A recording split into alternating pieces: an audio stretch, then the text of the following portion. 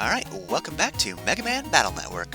Last time we went through the post-game stuff and removed all the gimmicky barriers that will prevent us from making forward progress if we want to go back there.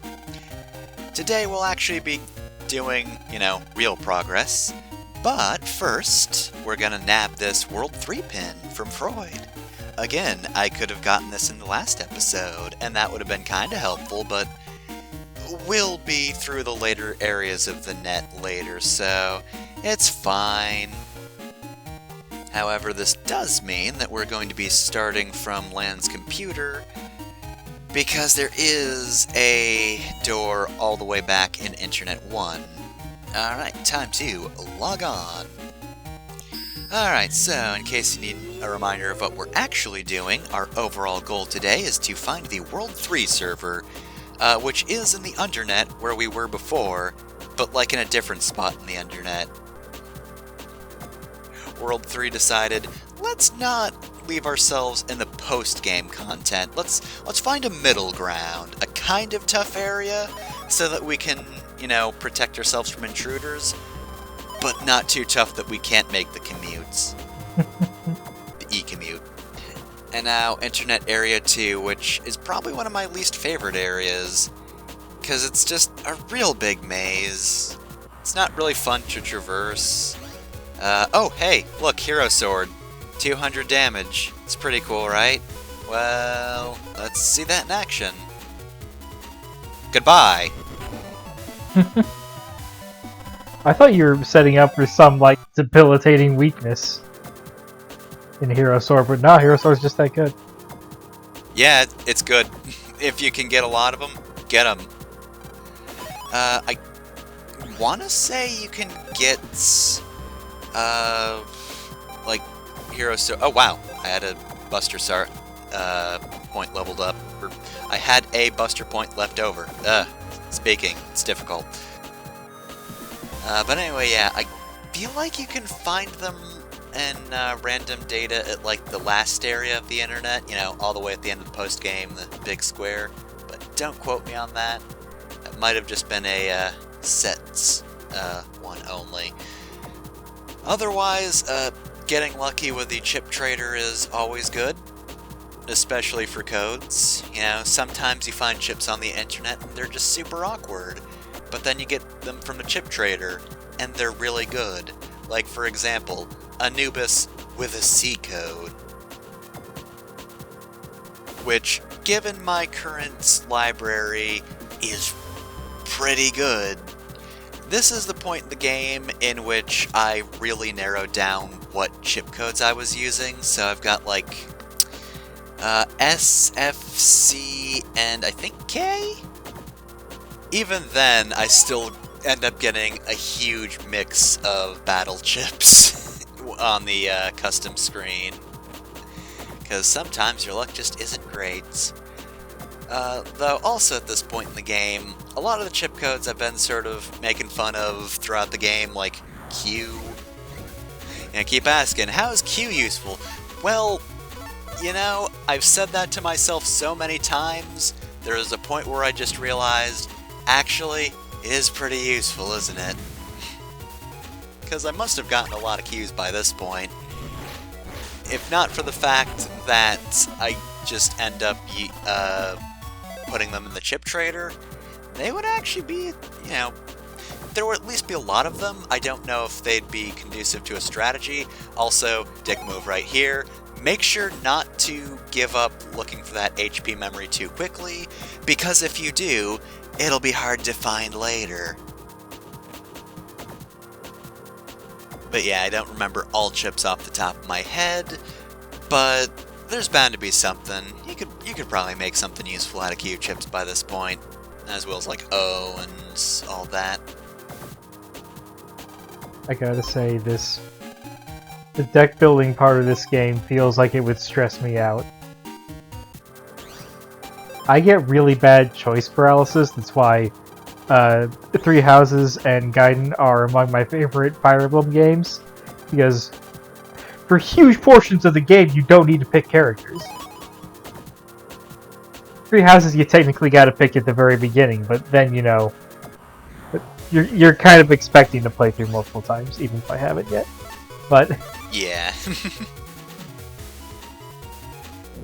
Yeah, I can get that. I guess a good strategy is try to work around mega chips. So like one of the reasons I still use the F code is because Fireman is just a really good all-around attack. DynaWave-S is real good, jeez.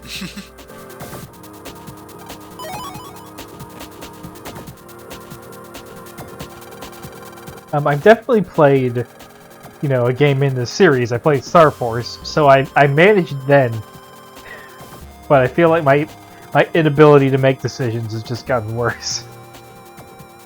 It could be a little bit of that, but also Star Force kind of simplifies this battle system because of, you know, the way it works. You're always in the back, but you have the target, so it really cuts down on like the idea of like movements and you know, specific positioning. So you don't have to worry about that as much. Whereas here, a lot of it does. Oh, hey, here's a luck man. But he's not that important. Anyway, yeah.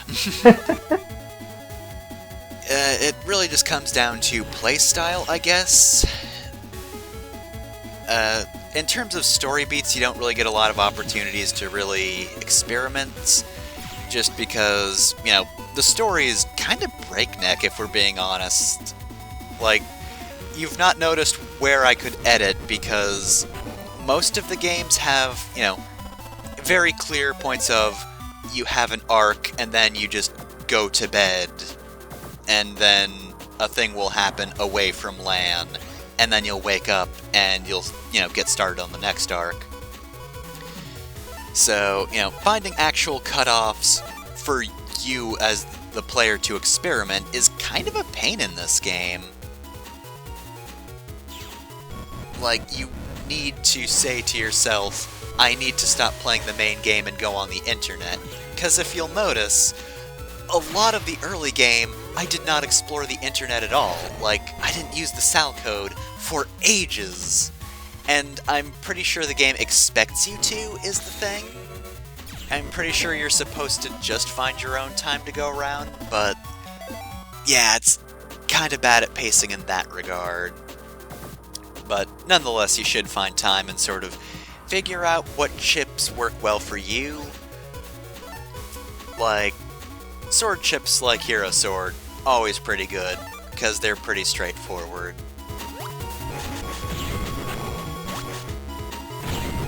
But yeah, and then of course, the biggest problem with this game is the fact that, man, they really do not want you to synchronize chip codes for a while. Because yeah, that does kind of make it a pain to choose between chips, because if you choose a variety of them and try to experiment, well, guess what? You can only choose like one chip at a time from the custom screen.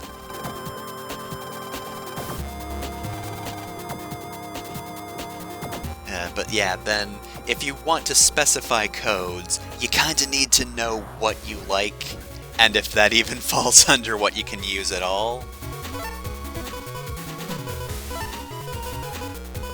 So yeah, like I said, later games, slightly better drop rates. I think they keep to like a certain range of chip codes a bit better, so that you have a decent amount of options that don't limit you, or make it feel like it really slows the pace of the game down.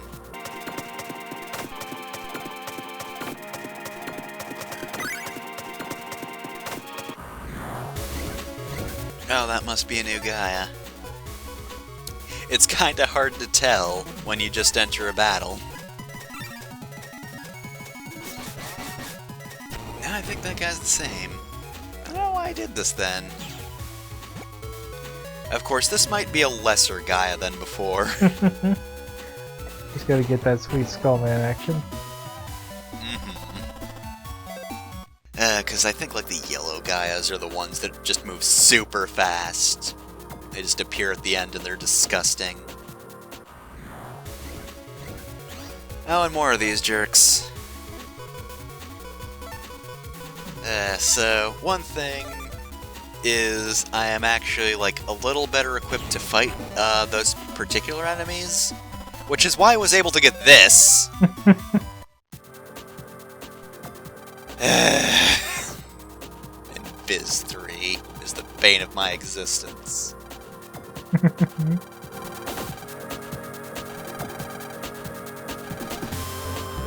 And I guess since we're talking about limitations, I should also mention, I'm pretty sure I've said it before, but I'll say it again, man, I like the later games where different sections of the internet have different backgrounds, so you can tell where you are. And in addition, later internet areas are less maze-like and a lot shorter.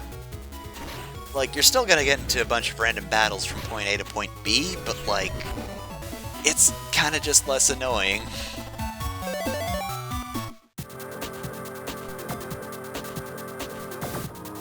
Plus, you know, I think it does better for sort of, I guess, the atmosphere or aesthetic. Oh, wow, that's a lot of Zenny.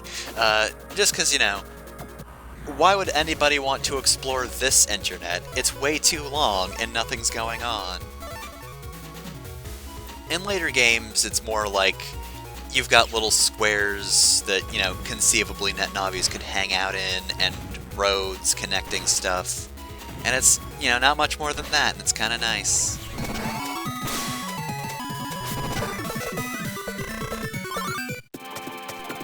But all that is to say, I've got no fucking clue where we are at the moment.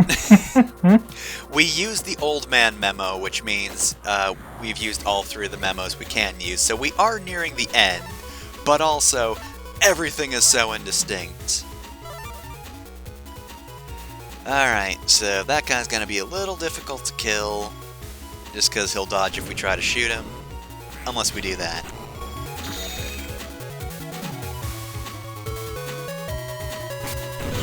Alright, so Lock-On 3 is similar to Anubis.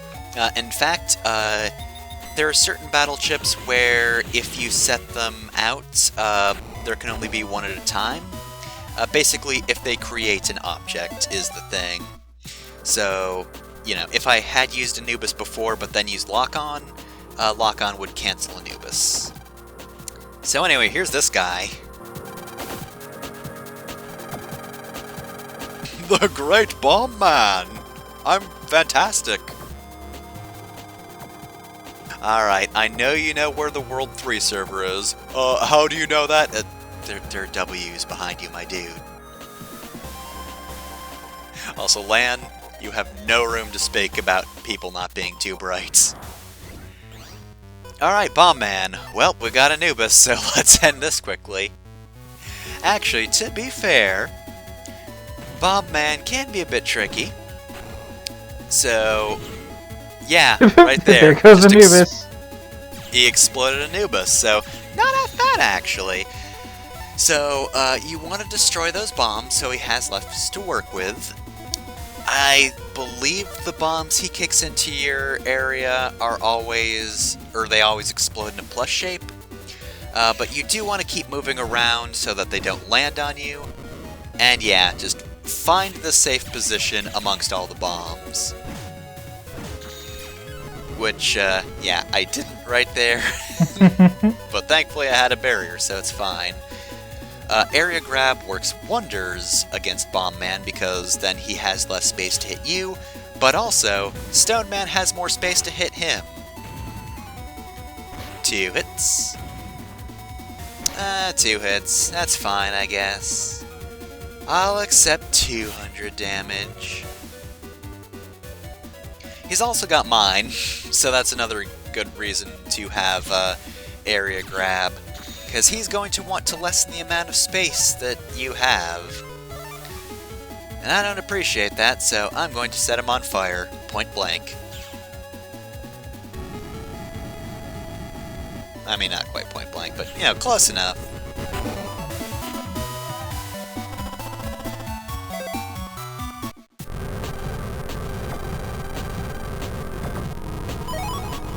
Alright, we picked that up. Not getting close to him, though. He's very explodey right now. They don't call me BombMan for nothing. Even as I die, I will explode! Aha, got him! Ah, darn it, he blew up the internet, so now we can't get to the World 3 server. But we at least got the address, so guess we're gonna have to talk to Dad. Next time on Mega Man Battle Network.